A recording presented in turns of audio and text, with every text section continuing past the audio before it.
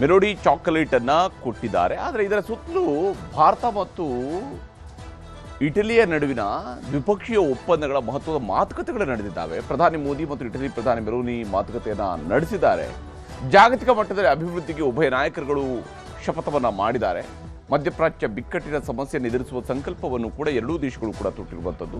ಆತ್ಮನಿರ್ಭರ್ ಭಾರತ ಯೋಜನೆಗಳಿಗೆ ಇಟಲಿಯೂ ಕೂಡ ಸಹಕಾರವನ್ನು ಕೊಡುತ್ತೆ ಅಂತ ಹೇಳಿ ಇಟಲಿಯ ಪ್ರಧಾನಮಂತ್ರಿಯವರು ಹೇಳಿದ್ದಾರೆ. ಯಾವೆಲ್ಲ ವಿಚಾರಗಳ ಬಗ್ಗೆ ಇಲ್ಲಿ ಡೀಲ್ ನಡೆದಿದೆ ಅಂತ ಹೇಳಿದ್ರೆ, ವ್ಯಾಪಾರ ಸಂಬಂಧವಾದಂತಹ ಒಪ್ಪಂದಗಳು, ರಕ್ಷಣಾ ಕ್ಷೇತ್ರಕ್ಕೆ ಸಂಬಂಧಪಟ್ಟಂತಹ ವಿಚಾರಗಳು, ಇಂಧನ ಕ್ಷೇತ್ರದಲ್ಲಿ ಆಗಬೇಕಾಗಿರುವಂತಹ ಕೆಲಸಗಳಿಗೆ ಸಂಬಂಧಪಟ್ಟಂಥದ್ದು, ತಂತ್ರಜ್ಞಾನಕ್ಕೆ ಸಂಬಂಧಿಸಿರುವಂತಹ ವಿಚಾರಗಳು, ಇನ್ನು ಆರ್ಟಿಫಿಷಿಯಲ್ ಇಂಟೆಲಿಜೆನ್ಸ್ನ ಅಭಿವೃದ್ಧಿ ಬಗ್ಗೆಯೂ ಕೂಡ ಚರ್ಚೆಗಳಾಗಿದ್ದಾವೆ. ಉತ್ಪಾದನಾ ಕ್ಷೇತ್ರದಲ್ಲಿ ಸಹಕಾರವನ್ನು ಕೊಡುವಂಥದ್ದು, ಕ್ವಾಂಟಮ್ ಕಂಪ್ಯೂಟಿಂಗ್ ಬಗ್ಗೆಯೂ ಕೂಡ ಒಪ್ಪಂದಗಳನ್ನು ಮಾಡಿಕೊಡಲಾಗಿದೆ.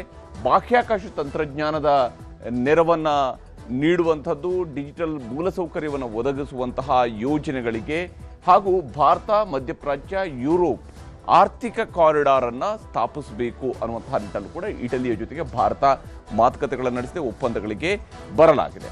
ಇನ್ನು ಇಟಲಿ ಪ್ರವಾಸ ವೇಳೆ ಮೆಲೋನಿಗೆ ಮೆಲೋಡಿ ಚಾಕ್ಲೇಟ್ ಅನ್ನ ಪ್ರಧಾನಮಂತ್ರಿಯವರು ಕೊಟ್ಟಿದ್ರು.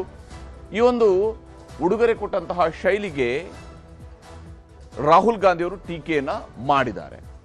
ಅವರು ಪ್ರತಿಪಕ್ಷ ನಾಯಕರು ಹೇಳೋ ಪ್ರಕಾರ ಈಗಾಗಲೇ ವಿದೇಶಿ ಪ್ರವಾಸ ಹೋಗಬೇಡಿ ಅಂತ ಹೇಳಿ ಪ್ರಧಾನಿಯವರು ಹೇಳ್ತಾರೆ. ಆದರೆ 5-6 ದಿವಸ ಅವರೇ ಹೋಗ್ತಾರೆ, ವಿದೇಶಿ ಪ್ರವಾಸಗಳಿಗೆ ಹೋಗ್ತಾರೆ ಅನ್ನುವಂಥದ್ದನ್ನ ಮುಂದಿಟ್ಟುಕೊಂಡು, ಅಷ್ಟೇ ಅಲ್ಲದೆ ಈ ರೀತಿಯಾದಂತಹ ಚಾಕ್ಲೇಟ್ ಅನ್ನು ಕೊಡುವಂಥದ್ದು, ಅಂದರೆ ದೇಶದಲ್ಲಿ ಸಮಸ್ಯೆ ಕಾಡ್ತಾ ಇದೆ, ರೀಲ್ಸ್ ಮಾಡಿಕೊಂಡು ಈ ರೀತಿಯ ಚಾಕ್ಲೇಟ್ ಕೊಟ್ಕೊಂಡು ಓಡಾಡ್ತಾ ಇದ್ದಾರೆ ಅಂತ ಹೇಳಿ ಟೀಕಿಸಿದ್ದಾರೆ ರಾಹುಲ್ ಗಾಂಧಿ.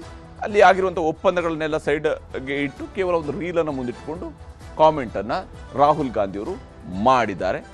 ಹಾಗೆಯೇ ದೇಶದ ಸ್ಥಿತಿಯ ಬಗ್ಗೆ ಪ್ರಧಾನಮಂತ್ರಿಯವರಿಗೆ ಕಾಳಜಿ ಇಲ್ಲ ಎಂದು ರಾಹುಲ್ ಗಾಂಧಿಯವರು ಟೀಕಾ ಪ್ರಹಾರವನ್ನು ಕೂಡ ನಡೆಸಿದ್ದಾರೆ. ಹೀಗೆ ಆರೋಪ ಪ್ರತ್ಯಾರೋಪಗಳು ಕೂಡ ಇಲ್ಲಿ ನಡೀತಾ ಇದ್ದಾವೆ. ಇದರಲ್ಲಿ ರಾಹುಲ್ ಗಾಂಧಿಯವರು ಇನ್ನೂ ಒಂದು ಪದವನ್ನು ಬಳಕೆ ಮಾಡಿದ್ರು, ಗದ್ದಾರ್ ಅನ್ನುವಂಥ ಪದವನ್ನು ಮಾಡಿದ್ರು. ಇದು ರಾಜಕೀಯದ ಲಕ್ಷ್ಮಣ ರೇಖೆಯನ್ನು ಮೀರಿದಂತಹ ರೀತಿಯಲ್ಲಿ, ಯಾಕಂದರೆ ಪ್ರಧಾನಮಂತ್ರಿಯವರನ್ನ ಈ ರೀತಿಯಾದಂತಹ ಪದಗಳ ಮೂಲಕವಾಗಿ ನಿಂದಿಸುವಂತಹ ಕೆಲಸ ಬೇಕಿದೆಯಾ, ಇದು ನಿಜಕ್ಕೂ ಓಟ್ ತರುವಂಥದ್ದು ಅನ್ನುವಂಥ ಪ್ರಶ್ನೆಯೂ ಕೂಡ ಇದ್ದೇ ಇರುವಂಥದ್ದು. ಹಾಗೆಯೇ ರಾಹುಲ್ ಗಾಂಧಿ ಏನು ಹೇಳಿದ್ದಾರೆ ಈ ಒಂದು ರೀಲ್ಸ್ ವಿಚಾರವನ್ನು ಮುಂದಿಟ್ಟುಕೊಂಡು ಅನ್ನೋದನ್ನು ನಿಮಗೆ ತೋರಿಸ್ತೀನಿ.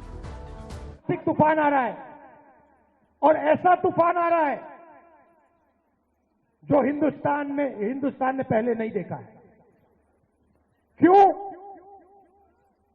क्योंकि हमारा तेल हॉर्मुज से आता है, हमारा तेल हॉर्मुज से आता है और हॉर्मुज को बंद कर दिया गया है।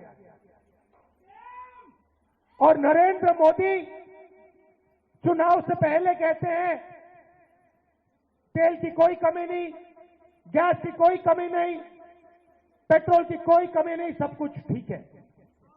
मैं 2 महीने से कह रहा हूं, पार्लियामेंट में कहा, भाषणों में कहा, 2 महीने से कहा कि देखिए आर्थिक तूफान आ रहा है, किसान को, मजदूर